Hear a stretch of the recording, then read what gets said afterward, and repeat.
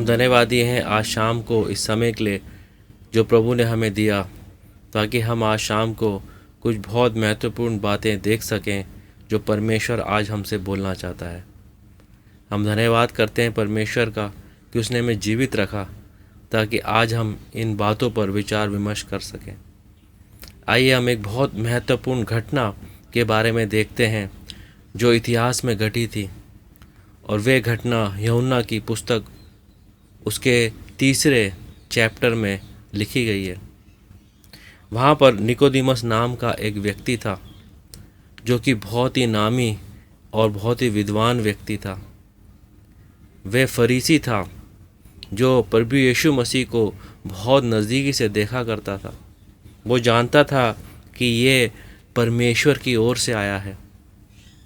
इसलिए एक दिन वो रात को प्रभु यीशु मसीह के पास आया और आकर उससे बातचीत करने लगा। जब प्रभु यीशु मसीह ने उसको देखा तो उसने निकोदेमस से क्या कहा, आइए हम पढ़ते हैं।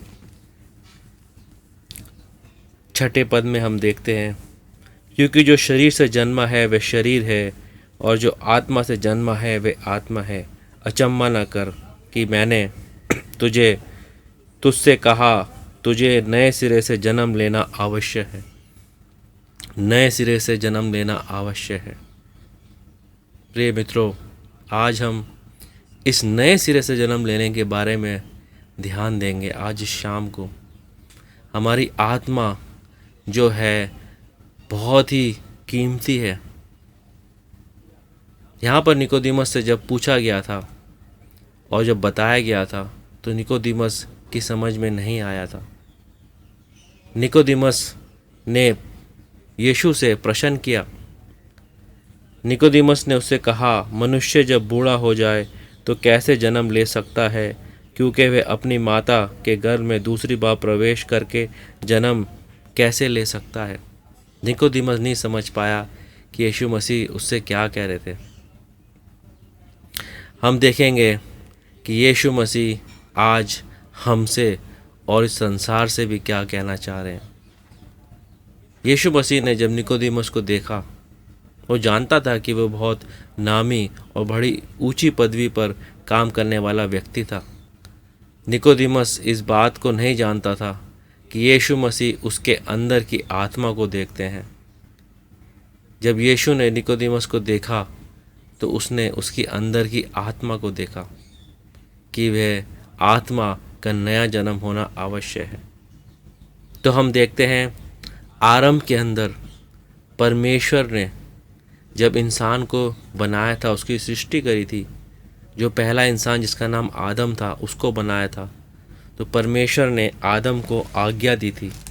हम पढ़ते हैं उत्पत्ति की पुस्तक के अंदर और उसका 2 अध्याय और उसके 16वें पद के अंदर हम देखते हैं, और यहोवा परमेश्वर ने आदम को ये आज्ञा दी, तू वाटिका के सब वृक्षों का फल बिना काटे खा सकता है, पर भले या बुरे के ज्ञान का जो वृक्ष है उसका फल तू कभी ना खाना, क्योंकि जिस दिन तू उसका फल खाएगा उसी दिन अवश्य मर जाएगा।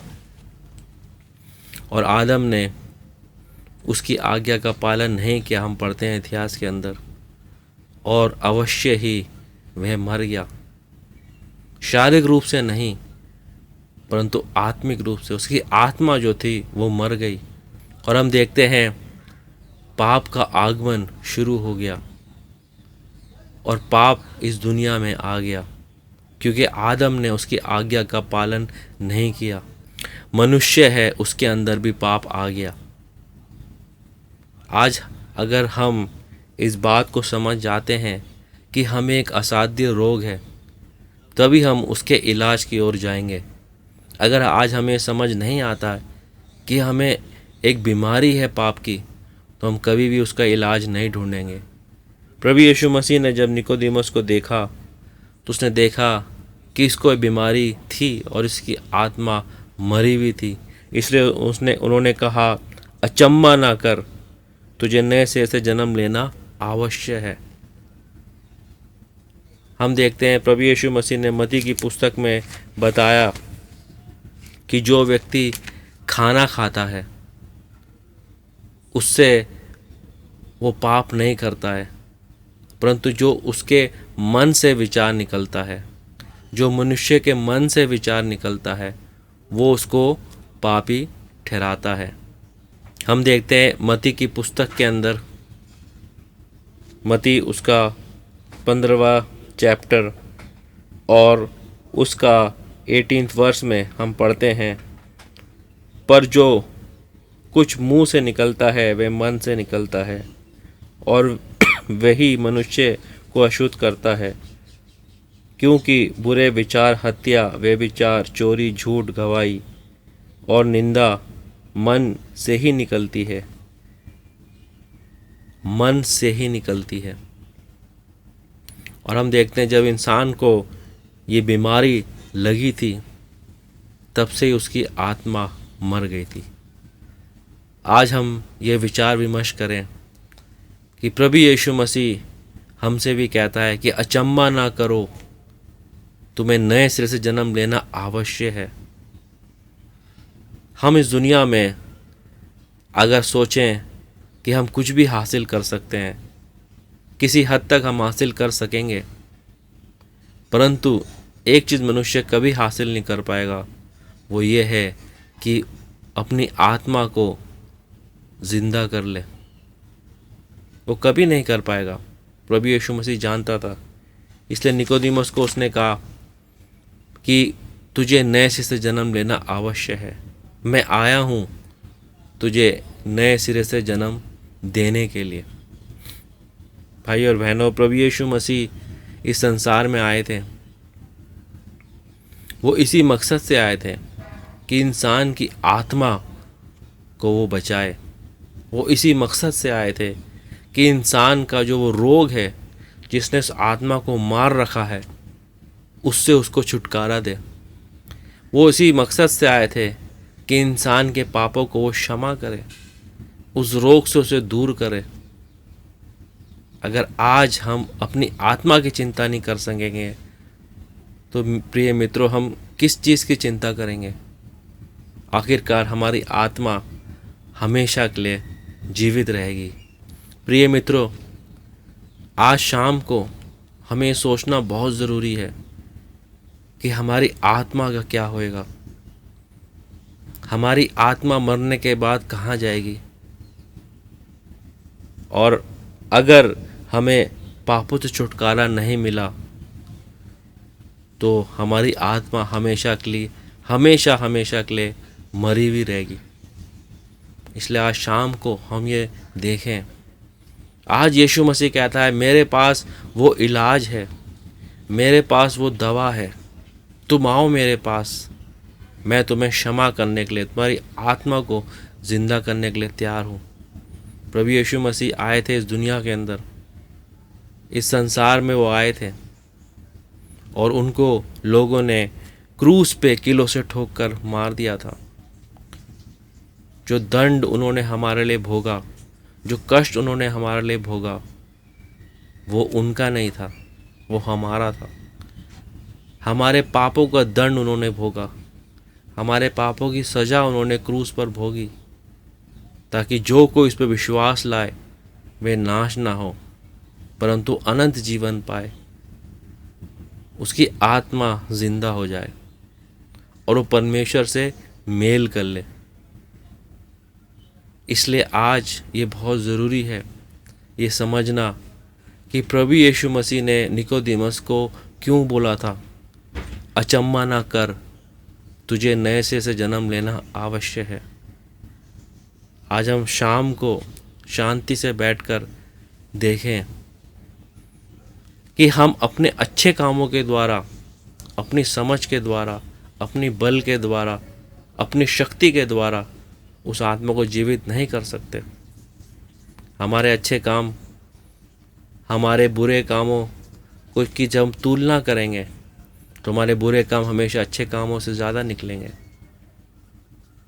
हम उस काम पर विश्वास कर सकते हैं जो अच्छा काम प्रभु यीशु मसीह ने हमारे लिए किया था, जो सिद्ध काम उसने हमारे लिए किया था। जो व्यक्ति उस पर विश्वास करता है उसको परमेश्वर क्षमा करता है। इसलिए आज हम ध्यान करें और अपने मन के अंदर सोचें, क्या हमें इससे मुक्ति की आवश्यकता है। प्रभु यीशु मसीह जो आया था इस दुनिया के अंदर, और जब वो हमारे लिए मारा गया, वो तीसरे दिन जी उठा। वो इसलिए जी उठा क्योंकि उसमें कोई पाप नहीं था। वो इसलिए जी उठा क्योंकि मृत्यु उस पर हावी नहीं हो पाई, क्योंकि वे पवित्र परमेश्वर था। परंतु आज हम जो हैं, हमारी आत्मा जो है अगर मरी हुई है, तो हम सारे कामों को छोड़ दें, शारीरिक चिंताओं को छोड़ दें, आत्मा की चिंता करें। आखिरकार आत्मा ही है जो शरीर को छोड़ के एक दिन जाएगी। शरीर यहीं रह जाएगा बाइबल की पुस्तक के अनुसार, परंतु आत्मा इस शरीर को छोड़ के जाएगी। मेरी ये विनती और है आप सभी भाई बहनों से कि आप इस यीशु मसीह की बात जो निकोदेमस के साथ हुई थी, आज वो आपसे भी वही बात कर रहा है, हमसे भी वही बात कर रहा है। अगर आपका मेल है परमेश्वर से, बहुत खुशी की बात है। यहाँ पर हम देखते हैं 3 और 8वें पद के अंदर, हवा जिधर चाहती है उधर चलती है और तू उसका शब्द सुनता है, परंतु नहीं जानता कि वे कहाँ से आती है और किधर को जाती है। जो कोई आत्मा से जन्मा है वे ऐसी ही है। प्रिय मित्रों, हम हवा को देख नहीं सकते, परंतु हवा को महसूस कर सकते हैं, उसके इफ़ेक्ट्स को देख सकते हैं। आत्मा जब वो जन्म लेती है तो हमें आँखों से दिखाई नहीं देता ना, हमारी आंखों से हम देख सकते हैं कि हमारी आत्मा मरी हुई है। हम इन आंखों से नहीं देख सकते, केवल यीशु मसीह देख रहा था और देख सकता है। परंतु हम देख सकते हैं जब हमारी आत्मा जीवित हो जाती है, जब वे परमेश्वर से उसका मेल हो जाता है, तो उसके अंदर एक परिवर्तन आता है। उसको पाप से बैर हो जाता है, उसको पाप से नफरत हो जाती है। वो पाप की तरफ नहीं जाता है, परंतु वो परमेश्वर की ओर अपना ध्यान लगाता है। उसके जीवन में खुशी और शांति आती है, क्योंकि शांति देने वाला राजकुमार हम पढ़ते हैं यीशु मसीह है, जिसने हमारे साथ एक बहुत बड़ा प्रेम किया है। ऐसा प्रेम जो कोई नहीं कर सकता मानव जाति से। प्रभु यीशु मसीह ने जो प्रेम किया है वो कोई भी नहीं कर सकता, क्योंकि उसका प्रेम जो है उसमें कोई उस कपटता नहीं है। वो एक राजा था जो इस दुनिया में आया मरने के लिए, राज्य करने के लिए नहीं, ताकि हमारी आत्मा को वो जीवित कर दे, और वो दंड जो हमें मिलने वाला था वो अपने ऊपर भोगे, क्योंकि वो जानता था कि हम उस दंड को नहीं भोग पाएंगे। तो इसलिए आज शाम को हमें निर्णय लें कि हमारा मेल परमेश्वर से हो जाए। हमें निर्णय लें कि हमारी आत्मा को जीवित होना आवश्यक है। हम ऐसी प्रार्थना कर सकते हैं, हे परमेश्वर, मैं एक पापी हूँ, तू मेरे लिए क्रूस पर मारा गया था, तूने मेरे लिए क्रूस पर दुख भोगा, तूने मेरे लिए उस सज़ा को सहा, मुझ पापी को क्षमा कर। मैं मानता हूँ कि तूने ही वो स्वर्गधाम छोड़ा और तू मेरे लिए इस दुनिया में आया। मुझे और कोई नहीं बचा सकता। तू मेरे लिए मारा गया, गाड़ा गया और तीसरे दिन जी उठा। मैं विश्वास करता हूँ और मैं अपने पापों से क्षमा मांगता हूँ। मैं अपने पापों से अपना मन फेरना मांगता हूँ। अगर हम ऐसी प्रार्थना करेंगे, अपने दिल में और मुंह से अंगीकार करेंगे, तो आज प्रभु हमारी आत्मा को जीवित करने के लिए तैयार है। प्रभु हमारी आत्मा से मेल करने के लिए तैयार है। यीशु मसीह हम सबको बहुत ज़्यादा प्रेम करता है। इसलिए आज शाम को हम इस बात को गंभीरता से सोचें और सोने से पहले हमें निर्णय लें अपना जीवन इस यीशु मसीह को, जिसने हमारे लिए इतना दुख भोगा और प्रेम किया, इसे समर्पण करें। तभी हमारी आत्मा जीवित होएगी, हमारे जीवन में खुशी और शांति आएगी। प्रभु हमारी हर एक की सहायता करे। इस समय निकालने के लिए बहुत बहुत धन्यवाद।